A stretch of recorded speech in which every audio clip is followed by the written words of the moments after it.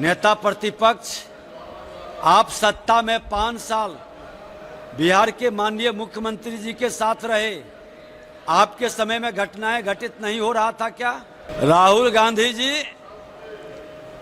ये अप्पू और पप्पू दोनों मिलके संविधान को कितने बार अपमानित करेंगे? मैं बता दूं कि कृषि विभाग में मात्र 3% का मामला है, 3%, और वो भी हमारे पीरियड का नहीं है। फिर भी सरकार में हम हैं तो हमारी सामूहिक जवाबदेही है पूरी पारदर्शिता के साथ उपयोगिता प्रमाण पत्र उपलब्ध कराया जा रहा है।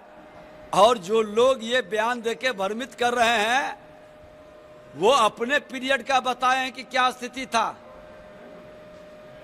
पूरी पारदर्शिता से व्यवस्था बनाई जा रही है और उपयोगिता प्रमाण पत्र हर जगह से मंगाया जा रहा है। और जहां गड़बड़ी होती है, विजय सिन्हा का कलम नहीं रुकता है कार्रवाई में, इमीडिएट एक्शन होता है।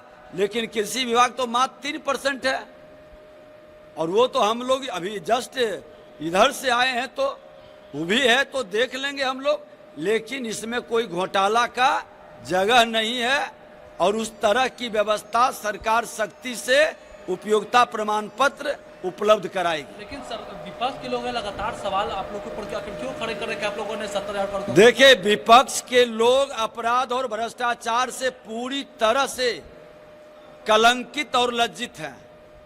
तो विपक्ष अपना नैरेटिव सेट कर रहा है कि हम सरकार को अपराध के मामले में रोज ट्वीट करके दिखावे और भ्रष्टाचार पर कुछ नहीं मिला तो सीएजी के रिपोर्ट को ही उजागर। अरे आपके पास प्रमाण है विपक्ष को तो जाए माननीय न्यायालय में करो केस।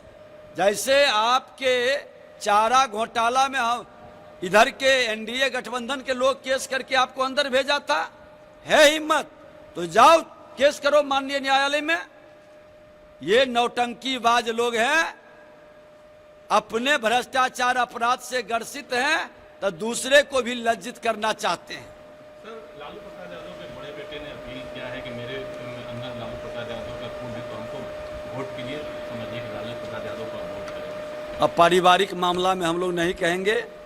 बिहार लोकतंत्र की धरती है, परिवार तंत्र की जिम्मेदारी किसी के लिए उचित नहीं है और परिवार तंत्र की जिम्मेदारी लोकतंत्र को खत्म कर देता है। देखिए, इतने बड़े स्टेट में घटनाएं घटित हो रहा है, सरकार का एक्शन भी दिखाई पड़ रहा है। नेता प्रतिपक्ष, आप सत्ता में 5 साल बिहार के माननीय मुख्यमंत्री जी के साथ रहे। आपके समय में घटनाएं घटित नहीं हो रहा था क्या? अरे एनडीए गठबंधन में तो सरकार एक्शन में है, 24 घंटा से 72 घंटा में एक्शन ले रही है और रिजल्ट भी दे रही है। और कोई गिरोह की राजनीति या उस तरह के प्लान्ड वे में घटनाएं घटित नहीं हो रही है। ये सारी घटनाएं अकस्मात पारिवारिक आपसी संघर्ष और अपराधियों के गिरोह की राजनीति में तुरंत एक्शन हो रही है और तुरंत कार्रवाई हो रही है। लेकिन ये घटनाएं दुखद है, इस पर सरकार गंभीरता से ले रही है और प्रशासन त्वरित गति से कार्रवाई भी कर रही है। एसआईआर का मुद्दा पार्लियामेंट में लगातार चल रहा है और विपक्ष से लगातार हमलावर है आप लोगों को। देखिए, एसआईआर बहाना है, संविधान का अपमान करना इनका निशाना है। ये संवैधानिक संस्था का अपमान करते हैं। जब माननीय न्यायालय एक बार नहीं 2 बार कह चुके कि हम नहीं रोक सकते, आपको कोई खामी कमी है, कोई आपत्ति है वो उपलब्ध कराइए, हम उसको देखेंगे। फिर भी जनता को भ्रमित करने के लिए अपने हार का ठीकरा चुनाव आयोग पर फोड़ने का ये राजद कांग्रेस के लोग बहाना ढूंढ रहे हैं। हार इनका तय है। 2010 के तरह ये 22-23 सीट के नीचे सिमटेंगे। तेजस्वी यादव जी घबराहट में हैं इसलिए ये भ्रम की स्थिति बना के बहाना ढूंढ रहे हैं। तब राहुल गांधी ने सर कहा है कि बीजेपी के लिए चुनाव काम कर रहा है, वोट काट रही है, और उनके पास कुछ ऐसे सबूत है जो दिखाएंगे तो बहुत एटम बम से ज्यादा खतरनाक है। राहुल गांधी जी, ये अप्पू और पप्पू दोनों मिलके संविधान को कितने बार अपमानित करेंगे? चुनाव आयोग किसी पार्टी का एजेंसी नहीं है। चुनाव आयोग संवैधानिक संस्था है और संवैधानिक संस्था का मजाक उड़ाना, संवैधानिक संस्था के बारे में भ्रम का वातावरण बनाना, ये संविधान का अपमान है और संविधान के अपमान करने वाले लोग पर कार्रवाई होनी चाहिए।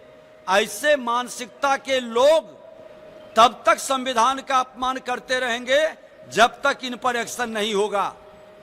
आखिर क्यों संविधान, एक तरफ संविधान की किताब दिखाता है और दूसरे तरफ संवैधानिक संस्था का अपमान करता है? ये दोहरे चरित्र के लोग, भारत के संविधान में इनका विश्वास नहीं। चेतन आनंद के साथ एम्स में मारपीट किया सिक्योरिटी गार्ड और डॉक्टरों ने किया। अब डॉक्टर है वो हड़ताल पर चले गए हैं, अनिश्चितकाल हड़ताल पर।